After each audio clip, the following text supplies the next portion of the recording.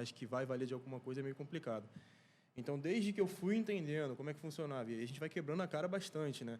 E aí eu entendi, falei, olha, é assim, esse é o caminho, repliquei, passei para pessoas próximas antes mesmo de ensinar, cobrar alguém para ensinar, e aí eu falei, cara, agora está na hora de eu passar adiante para outras pessoas, e aí eu criei o Método Falcon, que é basicamente essa minha mentoria, né? Onde eu ensino o pessoal toda a minha trajetória, basicamente é só tudo que eu fiz na minha trajetória no marketing digital, com conhecimentos pertinentes, né? Para o pessoal replicar. E eu falo que é o projeto da minha vida porque, cara, eu dou sangue e alma nisso, porque por mais que eu já comprei um monte de curso, um monte de mentoria aí a roda na internet, eu sei com propriedade que tem muito conteúdo ruim, né? Então, já que você está falando de educação, vamos começar por aí.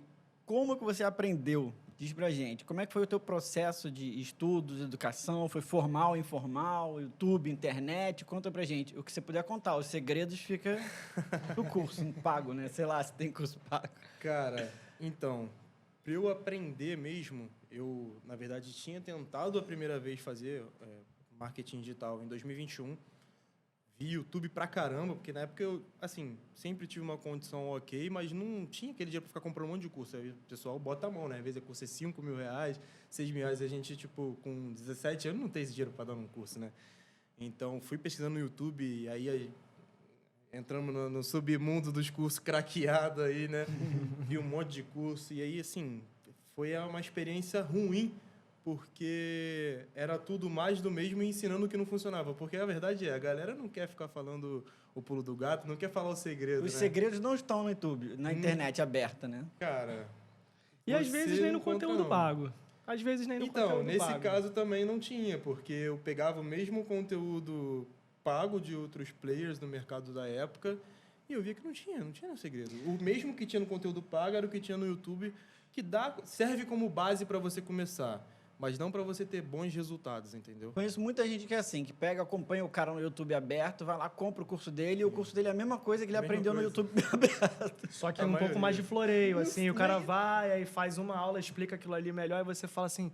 Ele, não, mas para você fazer, você tem que pesquisar, não sei o que. Não, tô fazendo curso para pesquisar. Você tem que pesquisar e me passar a informação, Então né, acaba cara? que vira uma doação, né? Você gosta do cara, você acaba comprando então. e fala assim, ah, tá ok, já aprendi bastante com ele. Tem gente que faz muito assim, né? Eu já ouvi muito relato do pessoal que acompanha uma boa galera do YouTube, que tem um conteúdo assim, mais uma vez, é um bom conteúdo para quem quer começar, mas não necessariamente um conteúdo que vai conseguir te fazer ter resultados fora da curva. Uhum. É o resultado ali que só para começar a entender mais ou menos, mas não é o diferencial. Tá, mas espera lá, aqui a gente vai liberar alguns segredos pra gente. Então volta aqui que a gente vai deixar passar não. Quando é que começou isso? Foi antes de fazer faculdade? Foi sozinho em casa? Como é que despertou esse negócio? Vou estudar. Cara, então, eu tinha na época um sócio, né? Ele era meu amigo de escola e a gente tentou junto essa primeira vez, fracassamos, entre aspas, que eu não considero um fracasso, serve como experiência. Claro. E aí ele acabou continuando, eu parei porque na época eu tinha conseguido um serviço de jovem aprendiz, e aí não dava para conciliar na época, né? Porque ainda tinha a faculdade junto com o serviço de jovem aprendiz, como é que eu ia estudar marketing digital ao mesmo tempo? E como ele tinha mais essa disponibilidade, ele continuou. Peraí, mas você estava no ensino médio ou na faculdade? Então, eu estava na faculdade já. Esse teu colega era de estudando. faculdade? Esse colega era meu colega do ensino médio, Ensino mas médio. que continuou sendo meu amigo, por mais que eu já estava na faculdade depois, entendeu? Tá, e você terminou o ensino médio, Sim. o jovem aprendiz veio no ensino médio ou na faculdade? Na faculdade. Ah, Eu tava então entrou na faculdade, fazendo o jovem aprendiz. jovem aprendiz na faculdade. Você quer contar um pouco pra gente? Esse jovem aprendiz é importante, Cara, não é o que é isso, que eu não sei o que é jovem aprendiz. Não, é um programa do governo que já tem bastante tempo aí. Que se você tem... Acho que é para menos de 18. isso, na verdade, é até 21 anos. Até 21 na agora, verdade, hoje em dia. agora, É? Até 21 anos. É um programa que se você não tem nenhuma capacitação, você é contratado por uma empresa grande, assim, Ah, é? para poder você realizar tarefas que, sim, são mais tarefas de dia a dia, cargos mais administrativos e coisas Mas assim. pra aprende, você. pô, vai pro mercado direto, não é isso? Sim. Depende. Depende Mas do... é além da faculdade, né, o jovem aprendiz? Não é a faculdade. Não tem nada a ver Nem uma a ver coisa com a com a faculdade. outra. São Não, duas Nada a ver coisas uma coisa separadas. com a outra. É um programa do governo Separado. mesmo. E você precisa Tem ser um tempo. selecionado para esse jovem aprendiz? Como é que é isso? Você Cara, aplica... sim. Você tem diversas empresas que dão essa possibilidade, né, dentro, porque, na verdade, é obrigatório, né? A empresa tem uma porcentagem de jovem aprendiz que ela tem que ter. Entendi. E aí você se inscreve, só que assim, é muita gente para pouca vaga. Principalmente em empresas de mais nome, né? E como é que você conseguiu essas poucas Cara, vagas? então, no meu caso, eu fui privilegiado porque eu trabalhava na mesma empresa que meu pai. Então, acaba que ajuda, né? Eu falo para todo mundo que hoje o que importa para você ser contratado em algum lugar é o seu QI, e não é a inteligência, é quem indica. Então, isso. assim, isso fez uma diferença muito grande, com certeza absoluta. E aí, depois disso, eu entrei na empresa, fiquei trabalhando lá até terminar meu contrato, se eu não me engano, foram 15 meses por aí. Entendeu? E aí, assim, de aprendizado que serviu para o marketing digital, nada. Assim, era mais de vida, de mercado, de... As atividades que eu particularmente tinha lá eram bem banais, para ser sincero. E aí até uma crítica que eu faço pro sistema programa? no geral, porque eles fazem exigências muito grandes para contratar pessoas para posições que, em tese, você não deveria ter nenhum tipo de profissionalização. Fazem uma exigência lá em cima e, cara, bota você para fazer coisas que você não precisaria daquilo ali. E aí você, às vezes, está tirando a oportunidade de pessoas que não teve um bom estudo, precisa daquilo ali, e não tem oportunidade de conseguir aquilo ali, aquele emprego, aquele jovem aprendiz, porque, às vezes, o que é R$400 para mim, R$600 para mim, R$1.000, não é a mesma coisa então você do que para uma ganhava. pessoa... O jovem aprendiz é Sim, remunerado. é remunerado. Na época era um pouco menos de um salário mínimo, nem sei se era o salário mínimo da época, enfim, algo em torno disso. Mas o que, para mim, assim, ajuda, óbvio, eu tenho a liberdade de fazer o que eu quiser com o meu dinheiro, mas eu penso que pessoas com muito mais necessidade do que eu não têm essa oportunidade, porque eles fazem exigências lá em cima e não são necessárias, sabe? Eu acho que é desnecessário, na minha opinião. Sim, mas eu vou te dizer, a maior parte do mercado é assim, tá? Você vai ver, talvez você tenha tido essa experiência também. Eu fiz engenharia, tá? Então, engenharia numa faculdade boa e tal, assim, saíram pessoas que, né, já estavam muito bem preparadas para o nível Brasil e tal.